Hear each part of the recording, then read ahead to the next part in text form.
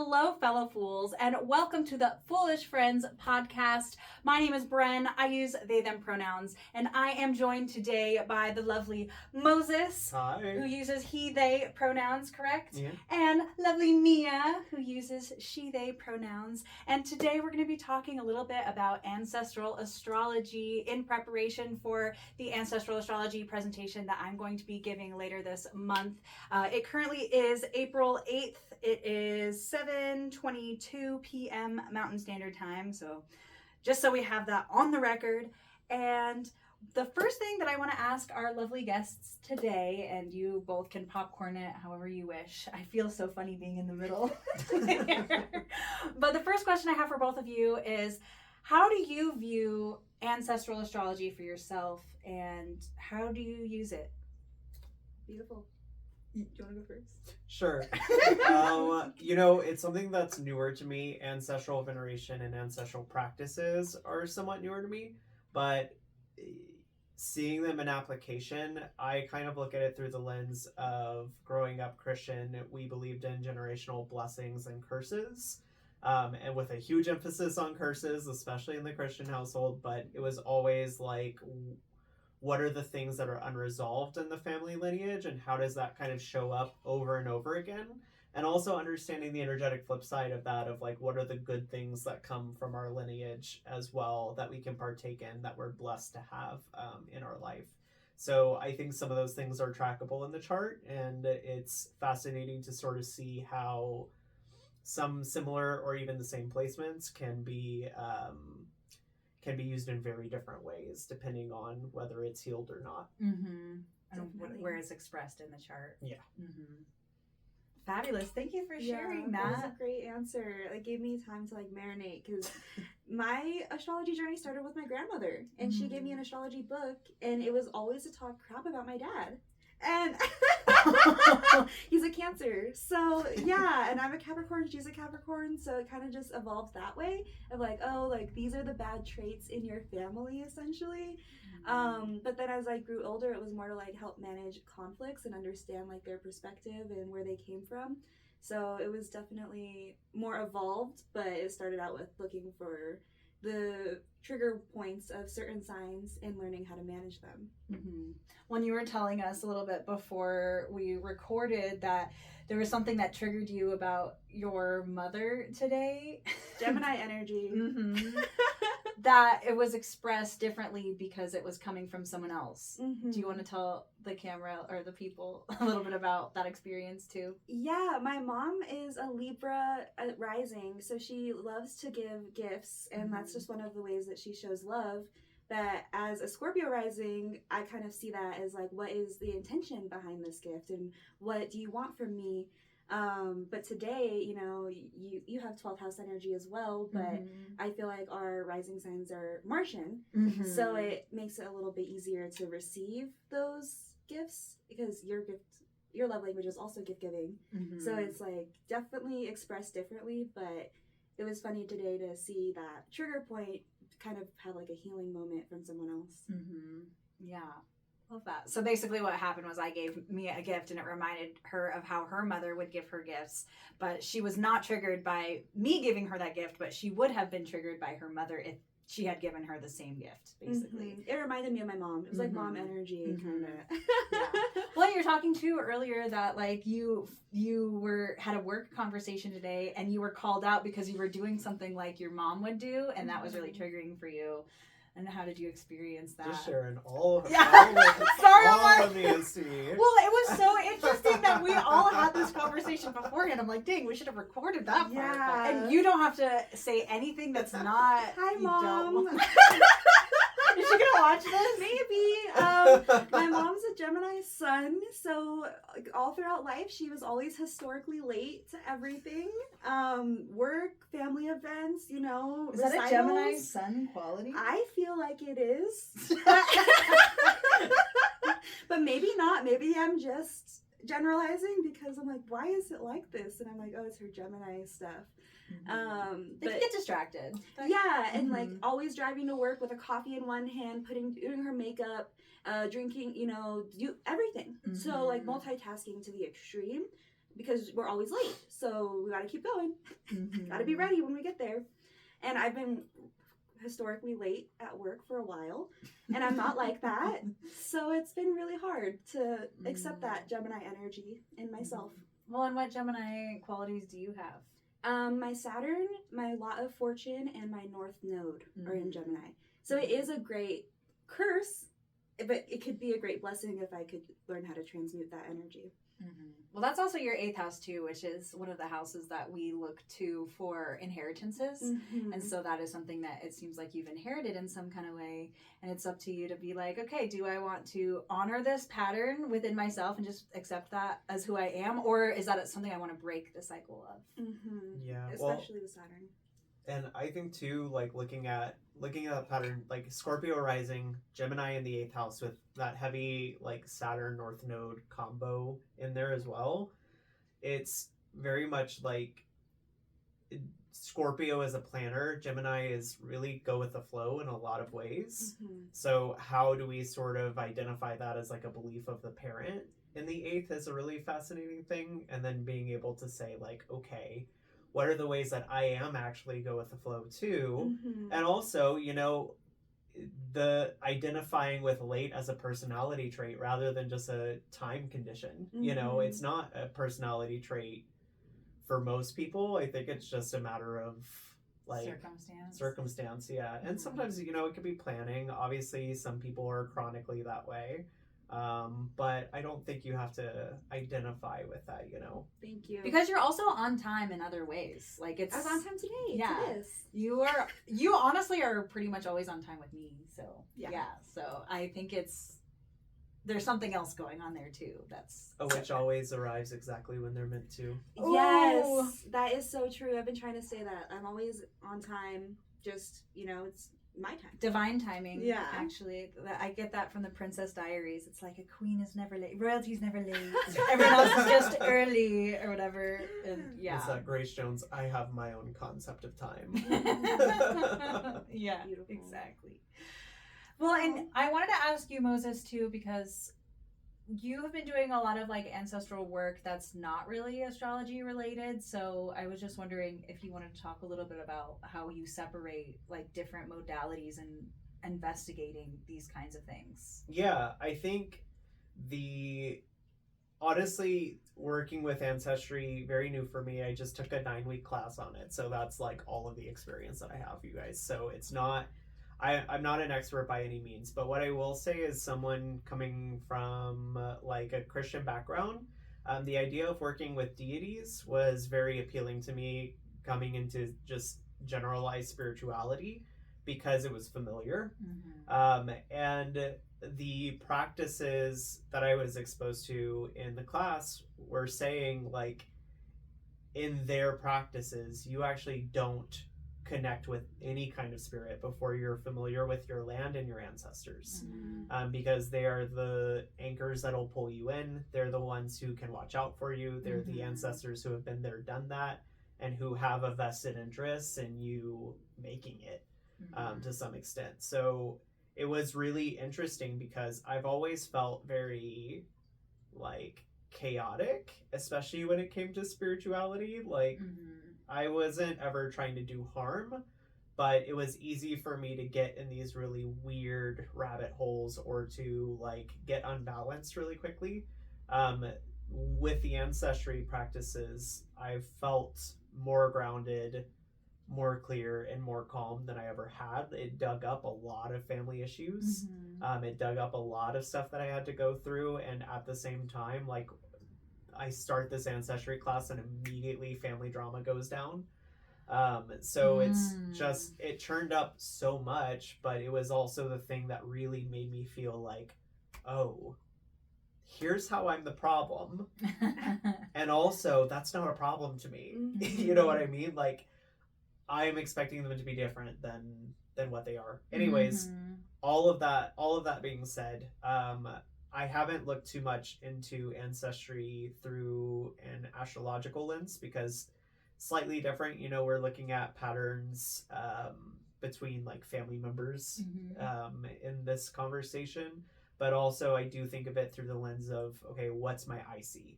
And what is the sort of meaning of that IC relationship? What's the ruler of the IC? And then the moon as well has a lot of pull when it comes to especially maternal lineage. I would say also the zodiac Cancer. I know that's like controversial for a lot of people, but I feel like a lot of ancestral work for a lot of people has been coming up because Jupiter has been in Cancer for the last year almost. And I think that's fair as like an energetic. I mean, Cancer is like the matriarchy, you know, so it is tribal by nature, and it is like the family unit in a lot of ways. They always say that Cancer's mom, and I don't, I get it, and I get the, you know, the metaphor there, but I really see it more as family unit because it's relationships built off of need, not like, oh, I'm just going to throw you away because you're no longer serving me. I think with Cancer relationships, there's something more to it. So I'd agree with that. Yeah. Wow. You just shared so many really great things. I have 2 questions for you. The first one I'm going to ask is, how do you differentiate like the IC-MC from like the 4th and 10th house, for example? Like they're not the same thing, obviously. Like other people will have different ICs than sometimes that 4th.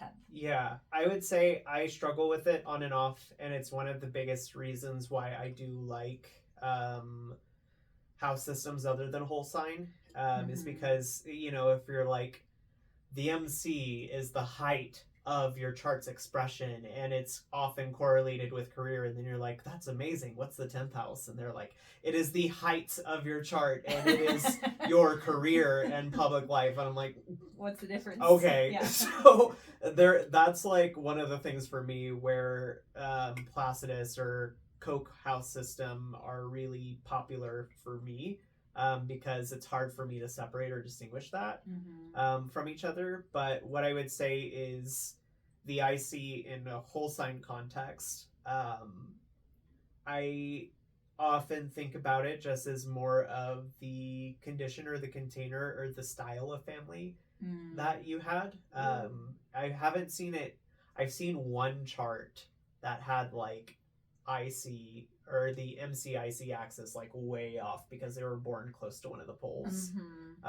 But you know, usually the IC is going to sit in either the 3rd, 4th, or 5th in whole sign. So that 3rd house is, I've seen it oftentimes as like it takes a village to raise a child kind of energy, or like sibling emphasis. Maybe a sibling raises or is like a foundational familial.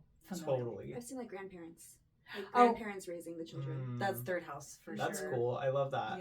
Yeah. I've seen it with like the neighborhood kid, you know, the kid who goes to the sibling, you know, all over the place, or establishes roots, and the family pattern being more about like the actual community rather than just the unit.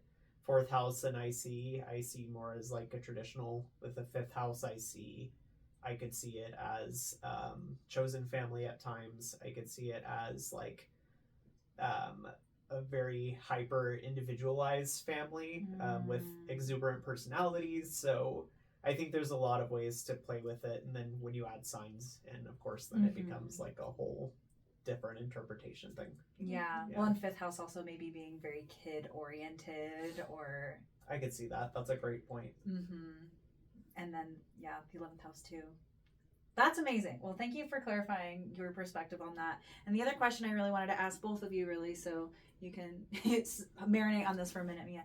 But how do you identify what an ancestor is? I know the traditional definition of an ancestor is like a blood relative that has come from our lineage in some kind of way. Do you restrict it to just that? You also were talking about land. Is land our ancestor? Like, how do you define what an ancestor is? Yeah, well, I think to answer the land part first, that's one thing that and mind you guys, like, I am not the expert at this. You go to Lynn Till Flanagan if you want the source of any of these answers. And we can get that linked, maybe? Absolutely. Okay, cool. Barbaruzza's Garden. Cool. Fantastic. We'll link that in the show notes. But the differences that I've really been learning about are like there are cultural ancestors like the Joe DiMaggio's, or like these cultural symbols who have lasting a lasting mark on culture and what it looks like, and they kind of become part of the cultural zeitgeist. There is familial ancestry, and I think that's with us whether we like our family or not. I think that's something inherent to us, that your ancestors are, there are so many more ancestors than you think. You know, we go back to just 4 generations or so, and we're like, oh, what's grandpa gonna say? But you know, you've probably got every type of person under the sun in that blood ancestry. So oftentimes I think that can be really healing for folks. And then I do think, like, as a queer person, I think for myself often of like the gay men in the 80s who died of AIDS, like who maybe didn't have ancestors, but they didn't have a lineage after them, but certainly they paved the way. You know, the queer community in general paved the way for us to be where we're at right now. And I would certainly think that there are folks on the other side from those communities who have a vested interest in supporting those of us who are carrying the torch. Absolutely. Yeah, I love that. So not all ancestry has to be blood related. It can definitely just be like influential, the ancestors. Well, and I think that's interesting too, and I'll definitely have you, Mia, share after, but I believe also that ancestry can even be past versions of ourselves, like where we come from, like different versions, who has influenced us as well, even like friends who we are not friends with anymore, but they like left such a impactful, like we now do this one thing the same way every time because that person had taught us it that one time, even though we're not in relation to that person anymore, they stay with us. So I feel like ancestry can come like in a lot of different forms too, if we're not going to be so rigid about that. Because also just talking about 4th house, that's our past, our roots, our ancestry. That's same with the IC. It's like, where do we come from and how does that inform how we're branching out and living our lives now? Definitely. Did you have things that you wanted to share about how you perceive ancestors? Definitely. I love everything you said, Moses. I really appreciate the like connotation, like even with like culture as well, because I have a ton of ancestors that like are familial and some that have passed on, like that I met in life. But then like Princess Diana, you know, like she's a cultural icon as well, and I've always wanted her on my spirit team.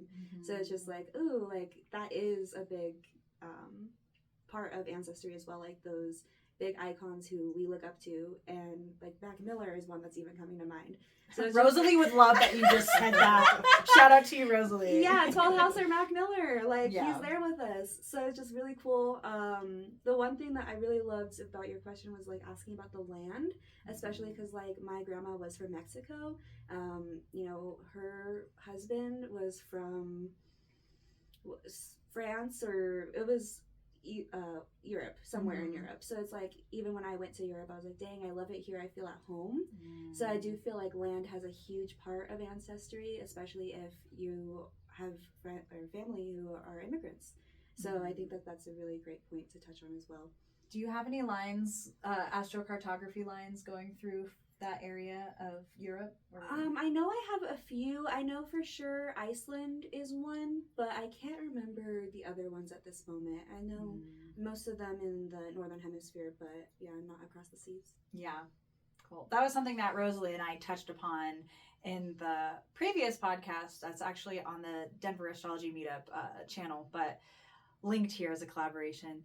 We were talking about how different astrocartography lines can show up in your ancestry. So maybe the place that you were born, like for example, Mia, your 4th house lines are where you were born, right where we are here in Denver. Same with me. My moon it's on my ascendant, but I have that's the ruler of my 4th house. That's the line that I'm living on. I'd be super interested with you, Moses. I haven't seen your astrocartography. We can look at that another time. Yeah. But that might be an invitation for you guys to maybe look at like, where do you come from? Like whether you were born in that place or like your ancestry, like both sides of the family.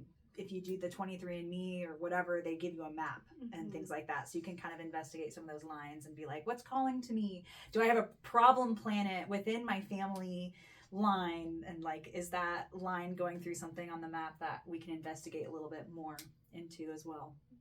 I love that idea. The land. Yeah. Is there anything else, Mia, that you wanted to share? I know that we kind of like had some opportunity to talk earlier, but The only other thing that I can think of, like ancestor wise, is just like a lot of my family like owned certain pets or had certain animals that they subscribed to. Like they were like, this is my animal, and everything in the house had cows on it. So I think like certain animals could even be ancestors in a way, or like show up to you to give you messages from your ancestors. So I think that that's really cool too, to think about what your family enjoyed. Like one of my aunts loved wiener dogs. So every time I see wiener dogs, I think about her, and I'm like, okay, what's going on right now? Is she like, what would she look at if she were here? And then that kind of gives me another lens of connecting with the ancestors. Well, and I wonder if like those animals that your family is attracted to, like the wiener dog, like what were they bred to do? And is that something within your family line that has significance as well? I don't think the wiener dog specifically, but probably other animals, yes, like the rooster for sure. So, well, I know your mom, like elephants as well. That was something that we share as well. And I see elephants as a very nurturing, familial animal as well. Definitely. Yeah. Fabulous. So that's the only other thing. I agreed with everything you said, Moses. You really summed it up greatly. Well, thank you. Yeah. Well, I want to open the floor to you both now as well to talk about maybe some personal examples of like what we inherit from our families. If either of you, I know like in our group chat, we shared some astrology charts of our family members, and we did some analysis on what was inherited by one person, or did something skip a generation, and just some of the things that we saw of inheritance is like maybe you can have the same moon as your mom's moon, or the same sun as your father, or the same aspects as well. Like my dad has a 12th house Mars, I have a 12th house Mars, so and actually my siblings have things too. Well, and another thing we talked about too is how different siblings can inherit different things within the family, and that can be balanced out in different kinds of ways. So I just want to open the floor to either one of you to just talk a little bit about any of that. Okay, I could go. I've been studying my family charts for a while just because I like to understand why people are the way they are. And one of the big things that I looked at for myself was comparing myself to my grandmother, the one who got me into astrology. She's a Gemini rising, Capricorn sun, but she gave me her Scorpio Mars. So we both have Mars and Scorpio, but mine's in my first house. I also inherited her Capricorn Sun and her Capricorn Mercury, which is really cool because mine are like opposing hers almost, like we did a little flop. And then I like your sun is on her Mercury and her Mercury is on your sun. Okay. Yeah. So inherited, but just a little switch. And then like degree wise, which is really cool. I'm grateful to have her birth time for sure for that comparison. And then what's really exciting is our north and south nodes are swapped as well. So my north node's in Gemini, but that's her south node. So I thought that was a really interesting dynamic to see across like skipping a generation as well, because I definitely inherited some stuff from my mom, like Saturn in the 8th house. But to see like so many placements from a generation removed, I was like, wow, like sometimes things don't show up in that first batch of kids. Yeah, that's just the first one about me.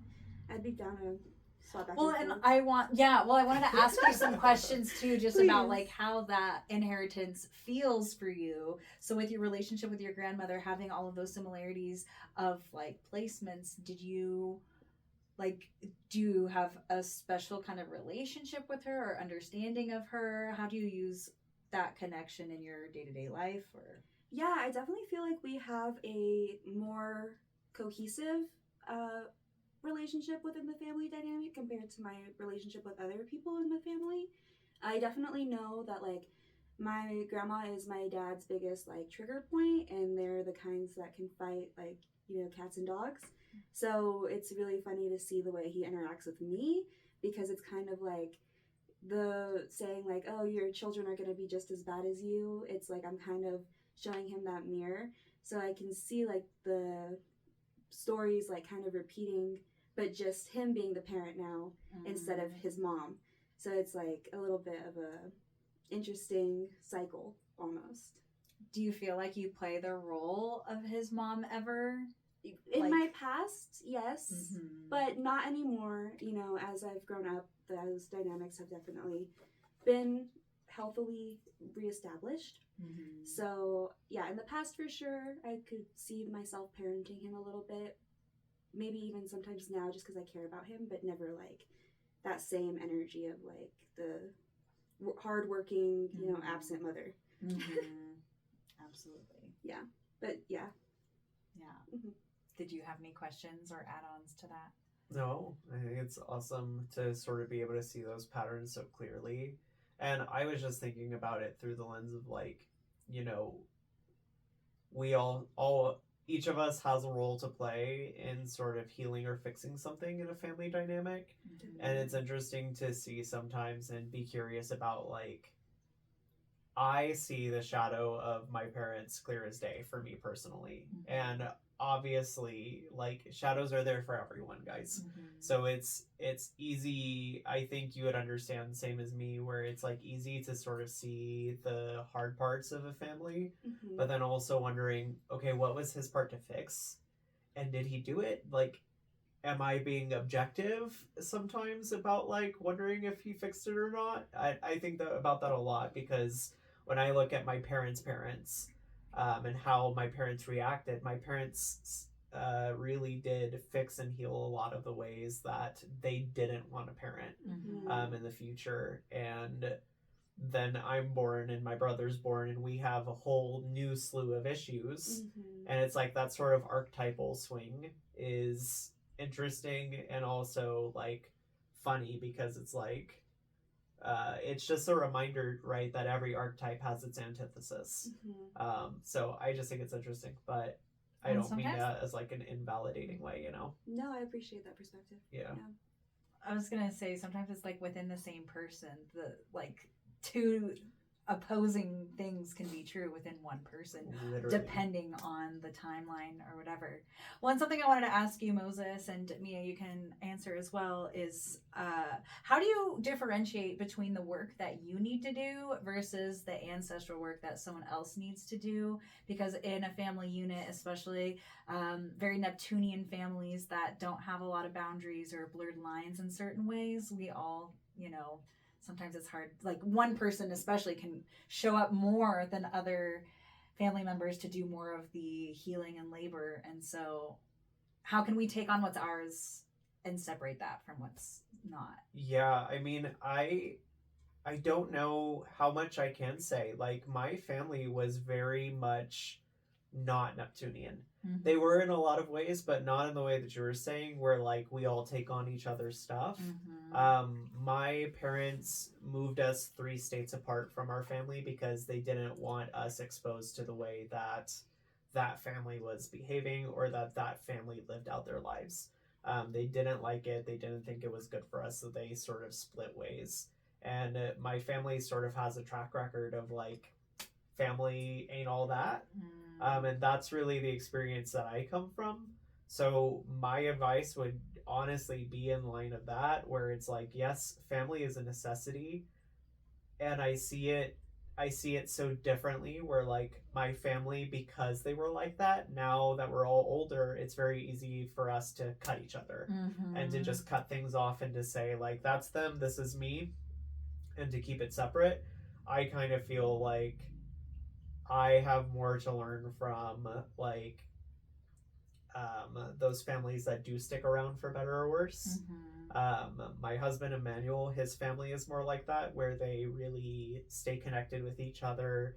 They can bicker, they can argue, but they can drive each other insane. And I'm like, well, you just need to tell them this. And they're like, you can't do that, because then they're going to say this and that, the other. And for me, that's like where it stops, because boundaries were so sacred to my family unit. So even now with my parents, like, we know our lines and we know what not to say. I'm very thankful for that. And I also feel like because of those boundaries, I miss out on some of the enmeshment that is actually really endearing and warming, and knowing that someone's really going to be there for you, even if you do frustrate them or upset them. I think, yeah, I don't know if that answers the question or not, but that's really my experience with it. Well, I really appreciated that. While you were talking about that, I was envisioning your chart in my head, and you have a 4th house Saturn, right? Yeah. And that Aquarius Saturn. Is your IC also in the 4th house for you, or is IC in the 5th? So that's a perfect example of like what you're talking about, how maybe that IC can further inform your family life because you were more detached from that family unit because they were very much more like fend for yourselves rather than that cohesive family unit, and that like also coldness of that Aquarius Saturn specifically, and how that also informs your career, like because again, if you ever hear anything about me, I always bring in the opposite house because there's a balance there. And so I know that you have a Leo 10th house. You also have your Venus there. I don't think you have any other planets there. Do you? You have other Leo? Just Venus. But yeah, I do see that showing up also in your life now and how you've branched off and grown, being really like independent in your thoughts and like establishing who you are and expressing that to the public very loudly and very proudly. Well, thank you. Yeah, and that's where you come from. The roots like have propelled you. Like they were cold roots, but dang, now that you've reached into this like warmth of the solar 10th house for yourself. Well, it's also, I think one of the things that I think is really fascinating that I see replay is honestly the family pattern of like relationships and romance in general. So my mom married my dad. Her family did not approve of him. So she married him. The family was not the best to him the entire time. My dad is a Cancer man, so he's tough as nails. Like they say that Cancer is soft, Cancer is not soft. It is a tough cookie on the exterior. He's a Virgo rising, right? I don't know. Oh, okay. I don't have his birth time, but so they ended up moving states away whenever they had us as kids, and sort of detached from that because they were tired of fighting for family approval. And similarly, whenever I came out of the closet, because my parents didn't approve of the person who I loved, I moved states away and found my own path. And so you replicated that family pattern, but in a different way. 100%. And it's specifically like that maternal pattern. And it was really interesting to see. I haven't honestly looked at it too much in the chart, but I can see it from what you're saying as well, of that Saturn in the 4th, as well as just the how my chart plays into my moon, which that's a whole thing. What's your moon again? Cancer. Yeah. Oh yeah. So by the way, moons. Both Moses and Mia are Scorpio risings with Cancer moons. So love that for Virgo you all. sun. Right? Virgo sun, yeah. Capricorn sun. Earth suns. So yeah, very interesting. Meant to be. Literally. Yeah, it's really cool seeing your chart because I'm like, dang, I can resonate with so much of it, and then to see the like differences too, like even your MC and Leo, I'm like, me too. But I'm like, just the way it presents itself, I'm like, that's so interesting. Well, Moses' MC is actually Virgo. in Virgo in the 11th house, but 10th house is Leo. And your Venus being there. Yeah. Your MC is in your 10th house. I think so. Yeah. Yeah. Okay, we haven't talked about that. I think my IC is in my 4th. I'm pretty sure. Yeah. So they're directly opposing each other. Yeah. In whole sign, I don't actually know a lot about other systems. Yeah, with the IC-MC. Yeah, I mean the IC just starts the 4th house and the MC starts the 10th. Okay. So the angles are the things that inform the cardinal axis, or not the cardinal axis, the angular axis. Yeah. Well, another thing that I wanted to talk to you both about is like how we actually like, what do we even look at in a chart to like start identifying ancestral things? So like I know like it's so obvious to maybe go to the moon and the sun because those are our luminaries and those are, you know, what really define us, and usually that is informed by one or both parents. Like usually the sun, at least in history, symbolizing the father, and the moon symbolizing the mother. Again, we've evolved a little bit away from that, but some of that core meaning can still have merit for sure. But I wanted to ask you both, like, what else do you look for? Something that I wanted to invite with that is like maybe the angles themselves, you both being very fixed angles. The 1st, 4th, 7th, and 10th houses being very pivotal in defining how we navigate this world and where we come from. Fourth house being, again, like our roots, where we come from, our childhoods, things like that, that then propel us into our destinies or into what we're known for later in life, or our partnerships in the seventh house, like who's mirroring us, that's reflected of where did we come from. So did either of you have anything you wanted to share along those lines? I would say like derivative houses can be really fun. So my family is the fourth house, so my family's family would be fourth from the fourth, and that So would the be eighth the house. eighth house.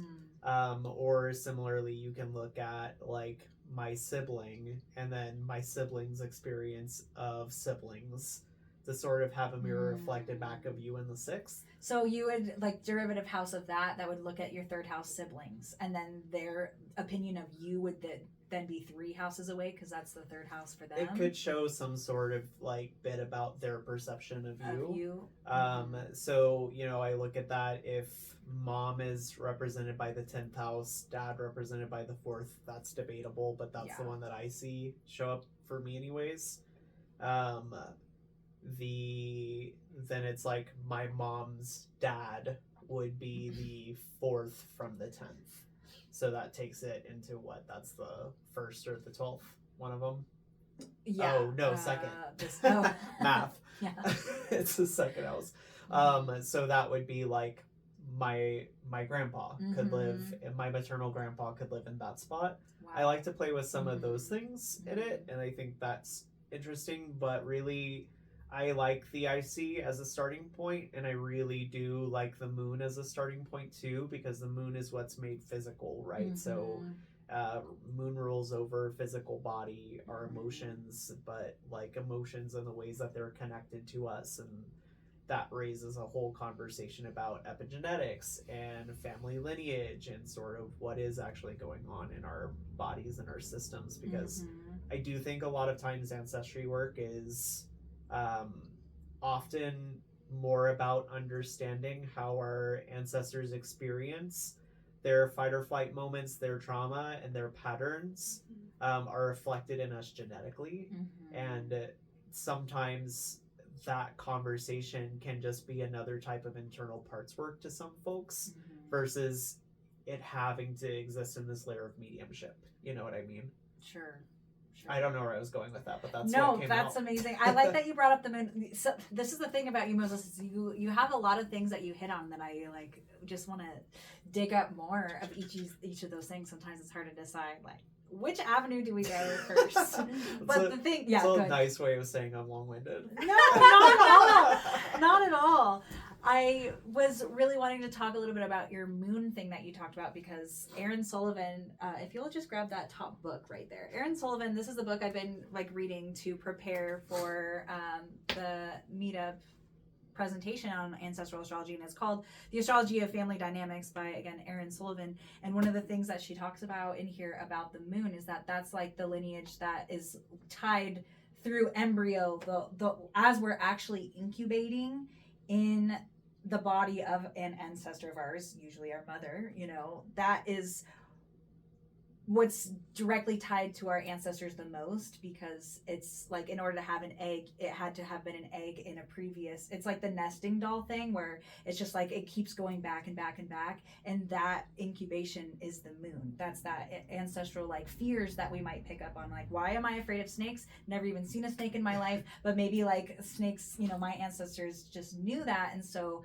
it was passed down in a bloodline thing. And I love that you were also bringing up epigenetics, because just because you have some sort of like astrological signature in a chart doesn't mean that it's going to show up in a certain kind of way. It can be activated depending on life circumstances or triggers or things like that as well. Yeah, and two, there's also like the really interesting concept to me is some people look at your astrology chart as your perception of life more than what's actually set in stone.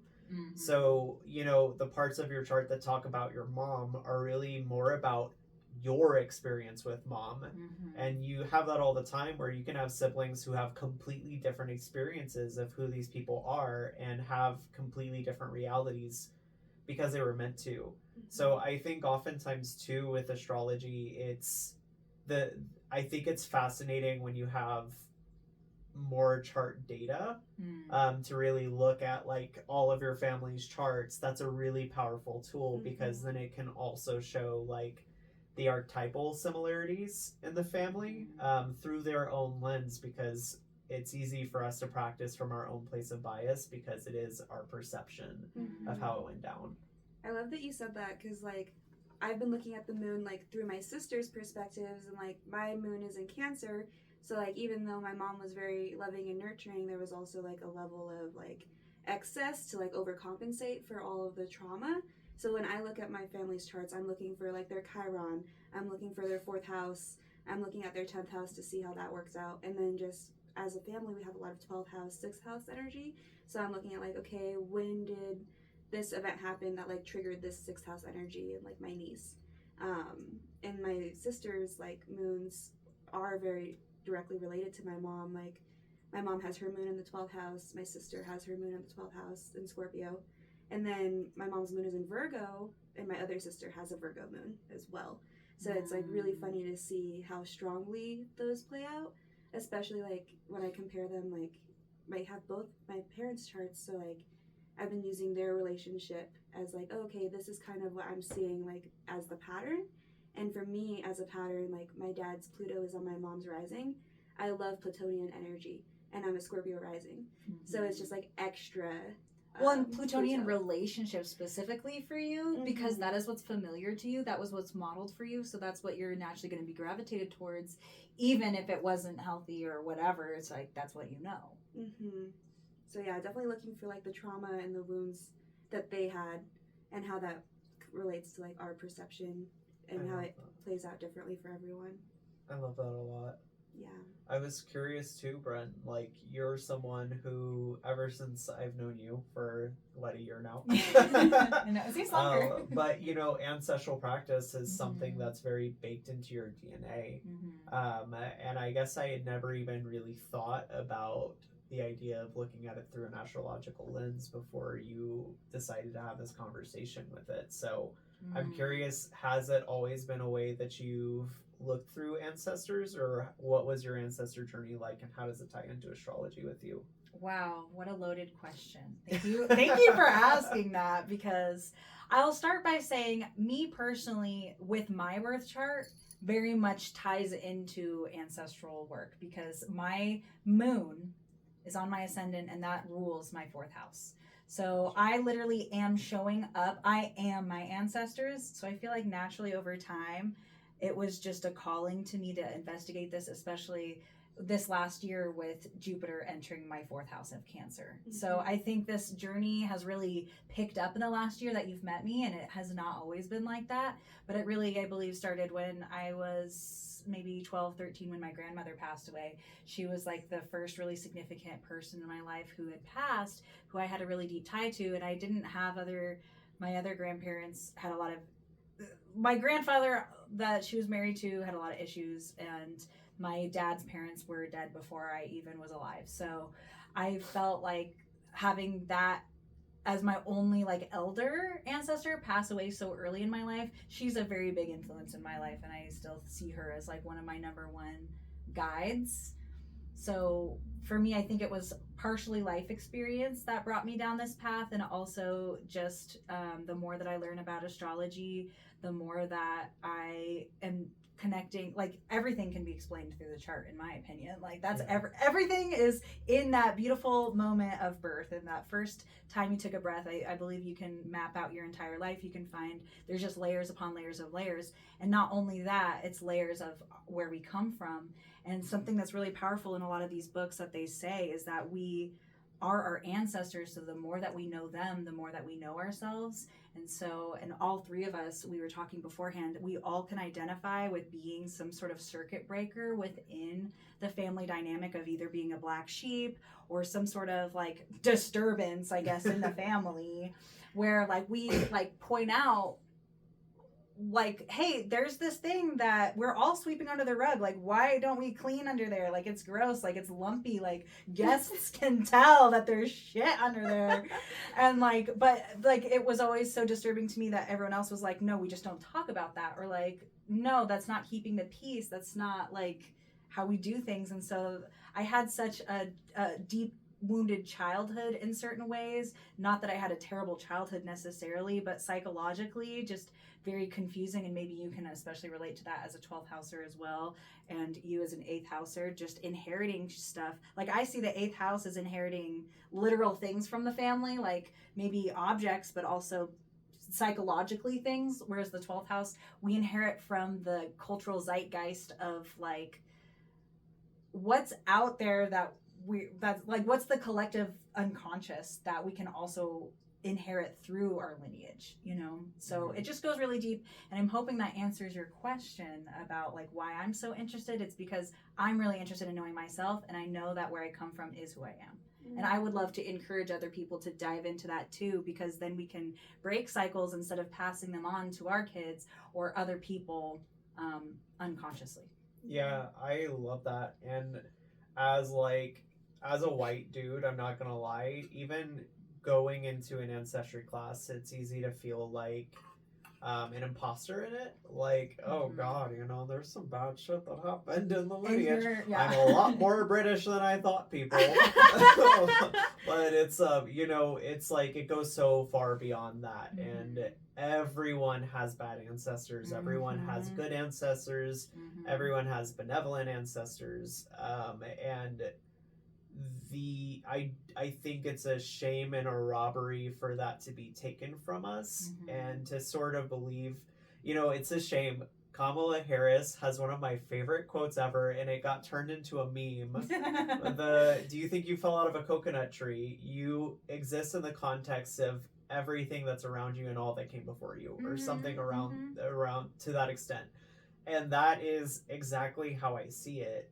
And this idea of being self-made or self-anything is admirable, and of course we want to be our best selves, but also it is like, I am my parents' kid. Like, I am, and I can be frustrated or upset about that, but taking it back to the chart,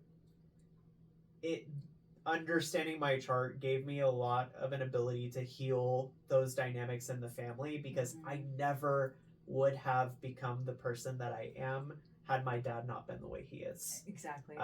And whether that's for better or worse, it's a big thank you, because now I've gotten to the place where I'm at, where I really love myself. And how much richer is that experience because of the family dynamics we have. I have one more thing. Is that okay? Yeah. Okay. I also think about it like, to your point, the caller outers of the family versus the people who sweep stuff under the rug. There's a lot to be said about that, and I think sometimes it's my fault as a caller outer, you know, and I'm like, oh, like this is just the way that these people are. And I've had my husband say this, it's okay, my family won't see this. Like, I was really judging hardcore my family for voting the way that they did, and the political beliefs that they had, because it just felt so unconscious. It felt unthought through, and whenever it met any sort of conversation, the arguments just fizzle. And my husband goes, well, I just think that you're a lot smarter than they are, and I mean, like, you're more politically informed than they are. Like, that's not who they are. And there's something about like that side of the family dynamics too, where it's like, oh, that's just the way they are. Like, this isn't a conscious thing, this is just everything that they've known and how they've operated in. And so sometimes I go back and forth with that of like, is it, I don't even know if this is on topic anymore, but well, I can just relate to that a lot, because also I like, and this touches on a little bit of what you were saying earlier too, about like my parents being the product of their upbringing, and like honestly they had real hardships in their upbringing, and so they really did break a lot of cycles in order to raise me and my siblings in ways that I really honor and respect, and I'm really grateful for them. And then there's also those things about like they are just who they are too because of their upbringing, and like there are certain things that are beliefs like we are completely wrong about, or well wrong about, we're just completely on opposite sides about, that I feel hurt by, but also just accepting like they are who they are because they're the product of where they came from, and they did overcome a lot, and you have to give them credit where credit's due, while also having compassion maybe for the things that they couldn't. And it's just about how do you balance the accountability with the compassion. That's what I really struggle with them. We're like the first generations that have been raised with the internet, you know what I mean? So like during their formative years, like there is a certain point where like personality kind of gets locked in, and I believe we can change at any age. We can be whoever we want to at any age, but there certainly are like grooves in the road, you know. And they didn't have access to it. Like my family were not raised around people of color, and they didn't know any better, and they didn't have those experiences because that's just the way it was. And I hear that phrase and I cringe when people say it, like that's just the way it is. But it's a different mindset that honestly sometimes allows family systems to thrive better because we're not so ideologically torn. I don't know. We're way off topic, folks. I mean, it's Ancestry. We're talking about it. Well, and I want to know, like, what makes someone more motivated to break cycles than not? Because I know that, like, even someone who's, like, continuously approaching the same pattern over and over again, but they just don't, I don't know, it doesn't make any sense to me, like the kind of people who like just never mature or evolve past that younger version. It's like, yo, if you just literally address this one problem consciously, you would never have to deal with that pattern and cycle again, so why don't you fix it? What do you think is the difference between people who are motivated to break that cycle and who aren't? Do you know? Oh, if I knew, I would solve all my problems tonight. I think that sometimes people just get comfortable with that, like, I don't know, that consistency. So even though, like, it's better and new and good, they're like, I'm so out of my depth, I've never experienced anything close to that. That's unsafe. So I just see that, like, for my family specifically, it's like, this is what we're comfortable with. This is the energy that we thrive in. And just because you can thrive in it doesn't mean it's good. Well, and I would argue that maybe they're not thriving. I think it's more about surviving. It's like, this is how we know to survive. Because I would say thriving would be breaking those cycles, right? Or I would say flourishing is breaking the cycles. Whereas, like, I can really handle difficult problems like nothing. You know, I can head it like face first essentially, and I can get it done. But that doesn't mean I'm thriving. You know, I'm probably, you know, breaking down trying to get it done. And that's kind of the pattern that I see in my family. It's like they can do it. They're, maybe thriving isn't the right word, but like they can defeat it or like tackle it, but they're not flourishing through it.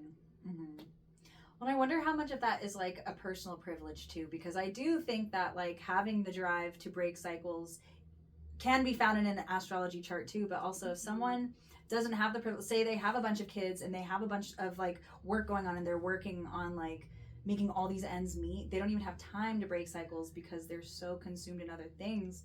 Like perhaps I also sometimes reflect too, like, wow, it's actually a privilege for me to be able to do this work because I can journal and I do have like opportunities to like even have conversations with people like you who have also done the work so we can help each other. Whereas I don't think everyone has friend groups or like support systems like that. Yeah. Do you guys have any placements at 28 degrees at all? Anything, do you know? 28 degrees. I have a 27 degree Neptune. Why?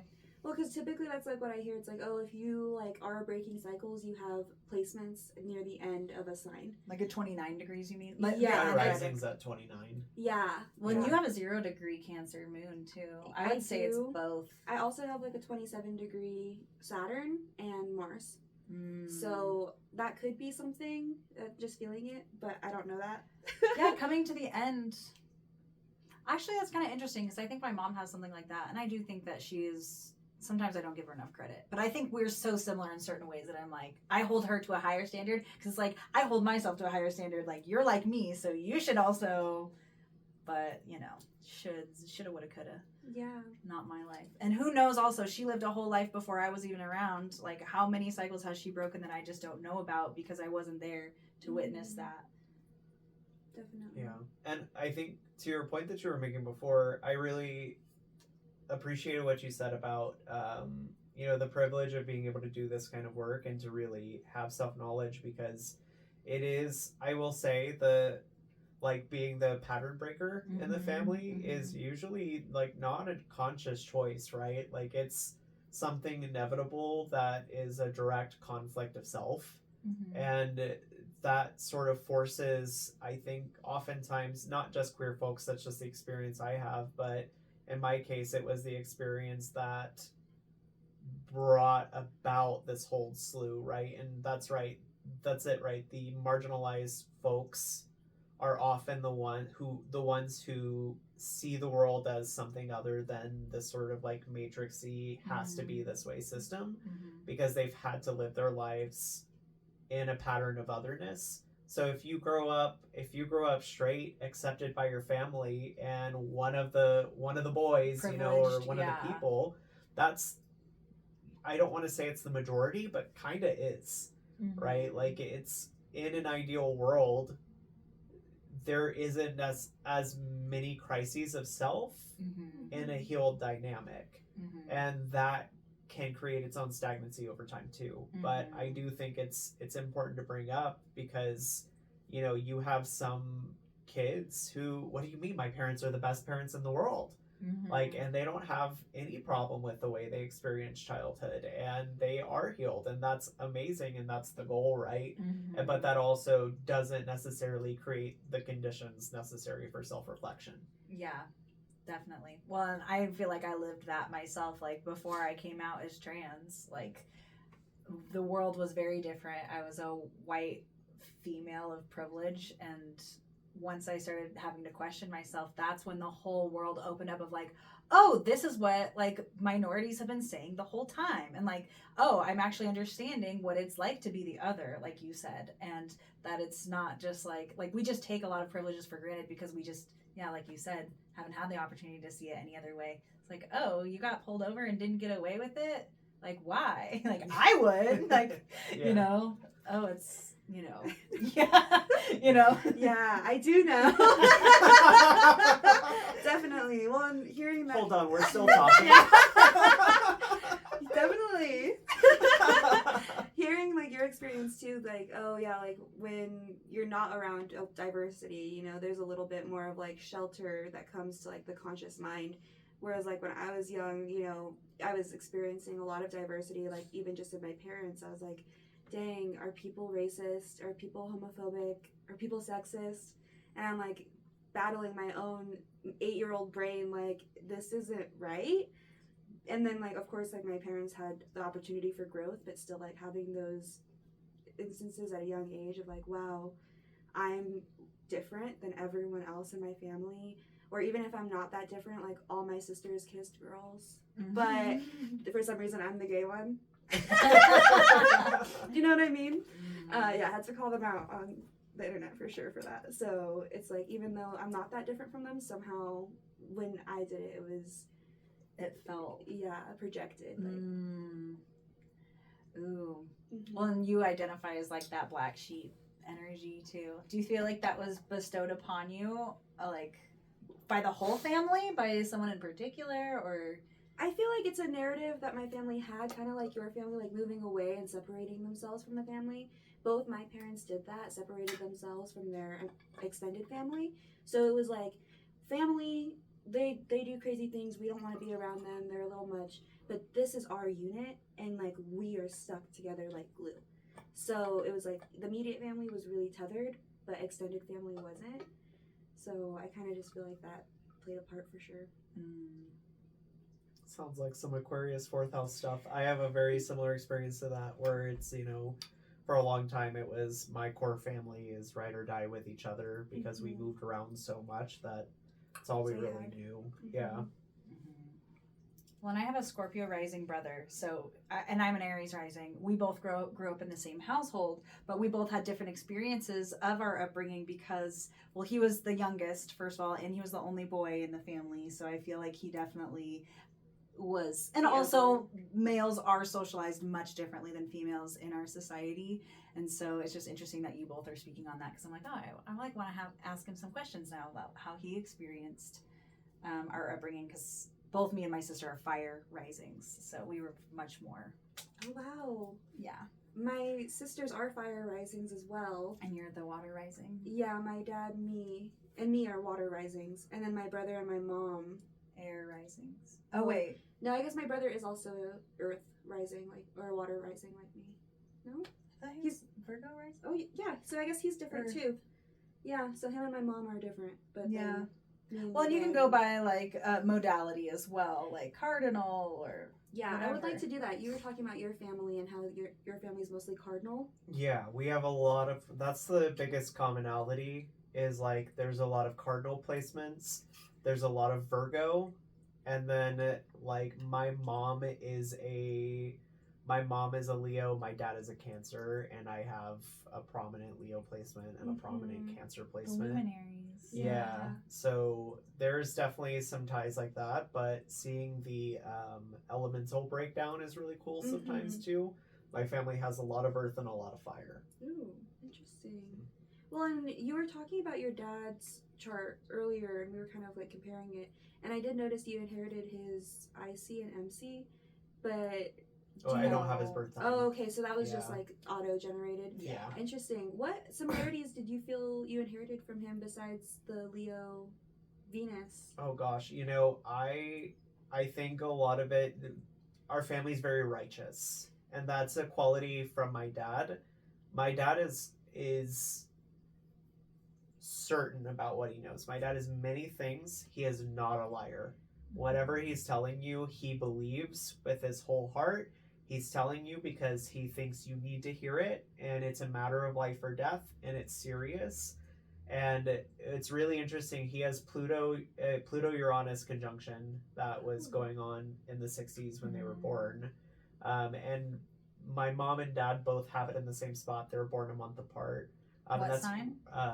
Virgo. And it's right on top of my Chiron in midheaven.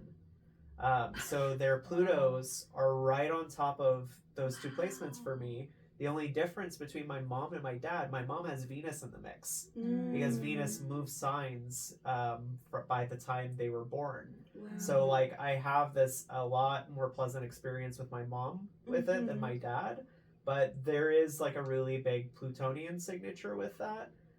My dad is also like, I've always told that I have intense eye contact and I don't mean for it to, but that's a Scorpio thing. Yeah, that's a Scorpio rising thing specifically. Yeah, he's very much the same way, where he just has this piercing glaze.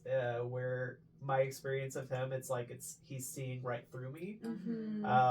And as a man who called himself a prophet, grew up in the Pentecostal church. That's a very intimidating thing, is like someone psychically or spiritually gifted and they have that intense glare. It's like stop. Like you feel exposed. Yeah. But I feel like I'm a lot like my dad, and I'm always sort of coming to terms with it. I actually have this tattoo. It ain't nothing but a thing. And that's what my dad would always say. He has a Venus and Mars in Gemini. And to him, it's just like, it's okay, son. It's just a conversation. He would say, son, it's just a conversation that happened, and it ain't nothing but a thing. Wow, that's so Gemini. Well, it's on your arm, which is ruled by Gemini, and on the right arm specifically, which right is the arm? more Masculine. Oh, is it? Yeah. Okay. Oh, both of you. Yeah. Well, and Virgo for you is also in your 11th house. I just wanted to mention that with that, like what you were saying with all of those planets inherited from your parents there. That I do feel like has informed like your hopes and dreams, what you aim to share with the world and the communities that you're part of, and also the wounds. Church, church was such an 11th house thing, right? And so and service. that's where their Pluto and their Uranus was. Like growing up, we would go to 2 church services. Obsession with that Pluto. Yeah. Yeah, I guess. Locked in. It what am I obsessed? No, they Oh. were obsessed with church. Oh, yeah, Or, yeah, like, yeah. two yeah. It was there were 2 services, and if we were going to the services, the first one was like at 8 a.m. and mind you, I've always been a night owl, so I would go through the first service just fine and then sit down in the second one, which was at a different church, and I would be like falling asleep and they would say, Pastor Rachel's watching. They're watching. You have to, like, even sitting down in the church was a performance. So that Venus opposite the Saturn too, like the 4th and 10th, that's a very, very direct tie for me, where it's like just seeing how they showed up in those spheres. It was the battleground where we would go home and talk about, like, well, they said this and here's what's wrong with this, and it's where the Virgoan sort of picking apart and debating would be. And it was also like where they kind of showed their strategic side with people, because they were very open about, like, oh, you have to talk to this person this way, you have to talk to this person this way. And then there was a whole slew of spiritual psychosis in the mix of, like, her grandma just put a hex on you. Oh my god. What do you mean? God just told me so. So no wonder that's 12th house Libra for you. Like, oh my gosh. Yeah, insane. You know, trying to suss out what's real, what's not. My dad at his worst, at their most like volatile times, like he came up to me because they had stopped going to church. They're always like not church now, still very much like religious. But I was still going to church at the time doing music ministry, and he comes up to me and he goes, I know you think that I'm not doing anything, but God sends my spirit to Africa to battle witch doctors at night. Whoa. And I just said, wow. Okay. Yeah. I was like, cool. And then I turned around and walked away. Wow. So like that entire spiritual ministry side of it, I feel like is the biggest thing. It was everything that I wanted to be, because that's what my dad said I would do. Like, I wanted to make him so proud, and I wanted to be seen, and you know, those things still exist in me, and I still want to be proud, but also, like, he painted the world to be a grand mission that had to be won. And I feel like I approach my life in that way too, where it's like I can look at things and I think of, like, when I get there, and the ball keeps moving of what there is, but that it fuels me in a lot of ways, and it also at the same time stresses me the fuck out. But the times where it fuels me, it's like you live on cloud 9 and you get this blissful experience of, like, I did it and I made it, and I don't think I would have gotten that had he not, like, he did a lot of uplifting in us growing up, and I will say a lot of good for my dad about that. Yeah, definitely thankful for all the things that led us here, for sure. It even makes me think about, like, what you were saying about your brother too, because, like, oh, like, the ball keeps moving, and like you were saying that your brother is a very active entrepreneur, and so I wonder if he also feels that way of, like, look at everything, but it's just in a different realm, and it's like more of like a self business instead of a spiritual path. Could be, absolutely. And I wouldn't be surprised if there's not a "Are you proud?"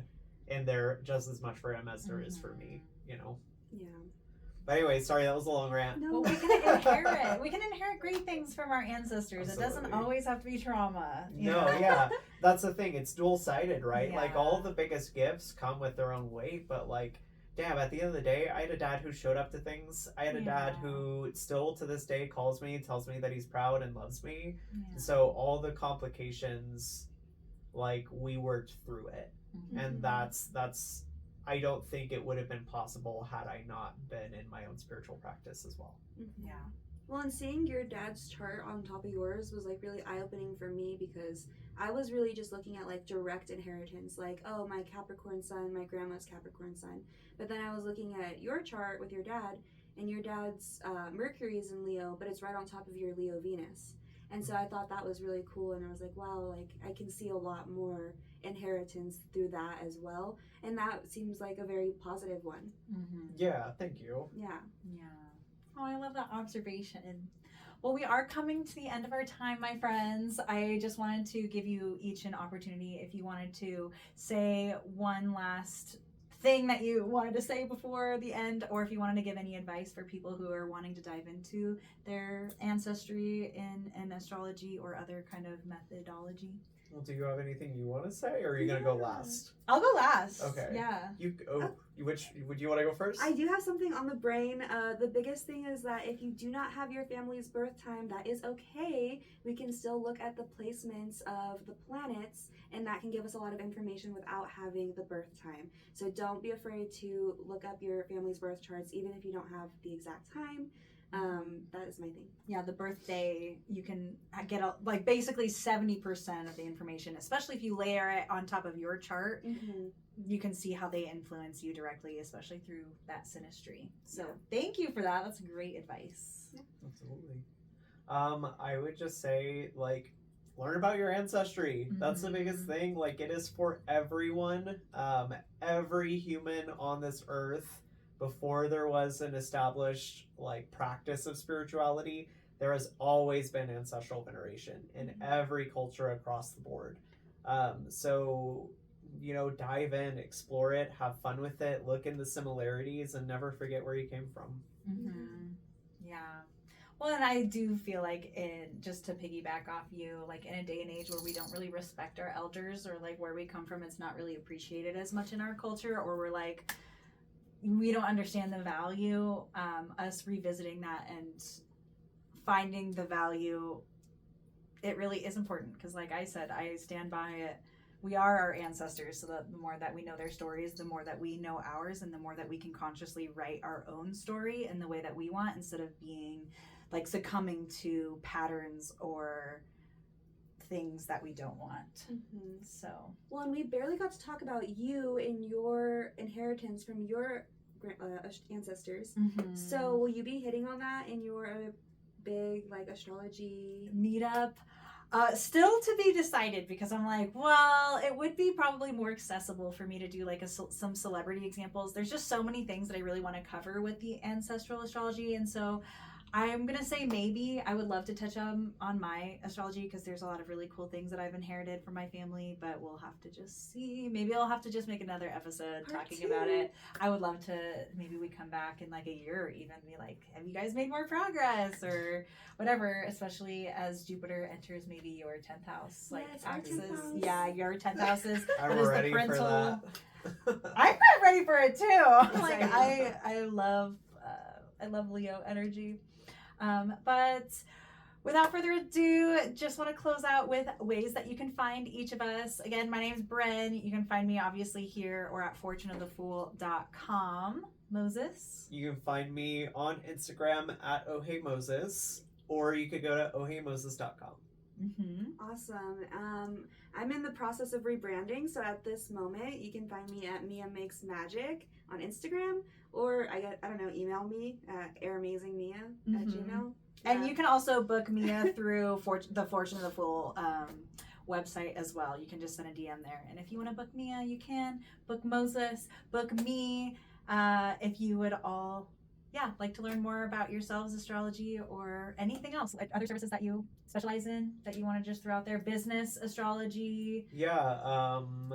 Tarot, business astrology. If you are in charge of someone, I'm a great reader for you. Oh yeah. Yes. I need to recommend you to my managers. Yeah.